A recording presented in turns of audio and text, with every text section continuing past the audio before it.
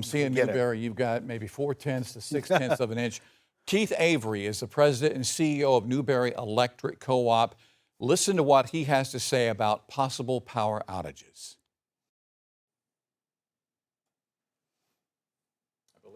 Please have some cash on hand. If it's a widespread outage, you're not going to be able to use your debit card or credit card. Have you some cash. If you're on medication, please have enough medication to last you 2 weeks. And I'm going to use this term 2 weeks because if we get a half inch or heaven forbid an inch of ice, 2 weeks is a conservative estimate of how long some of y'all are going to be out. Incredible. It's honest. Yeah. That's a conservative number, he says. So this ice is going to have some consequences here in the Midlands. And it was a lengthy time after in 2014, right? Right. And they had the lengthy power outages after that. So, we can talk, I think the critical time, this is 4 p.m. tomorrow, JR. And, 6 p.m.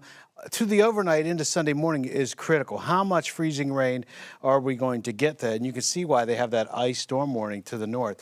And then as we get into Sunday afternoon, this model's being, is taken down a little bit as far as amounts, but we want this to change over to rain fast. You still have the frozen rain possibility Sunday afternoon, but it looks like as we get into Monday morning, that's going to change over to rain. And the other models are showing the same thing as far as the layout, where we're getting the frozen precip and the accumulations. They're pretty good agreement. They're talking about, Columbia 0.35, the other model says 0.27, so it's pretty close. 1/10 of an inch from the southern part of the Midlands all the way up, possibly half an inch as you get up into the northern part of the state. All right, so the timing again, we're expecting maybe some freezing rain as early as tomorrow afternoon, is that right? Tomorrow afternoon, probably the evening, like 5 or 6 o'clock, and then through the overnight hours. And this is going to last, as you mentioned. I would say that, I'd say 6 p.m. on Saturday evening, all the way until sometime early on Sunday morning up to about noon. And there's still a chance for freezing rain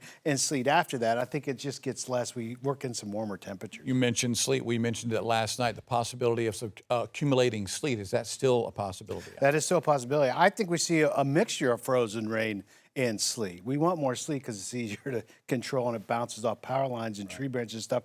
But I think we see a combination of the two. That freezing rain and that sleet, when you combine it, that makes for very bad driving conditions. It's important to have your car ready to go in case we get all this. The best thing, though, is to stay off the roads. We're going to send things over.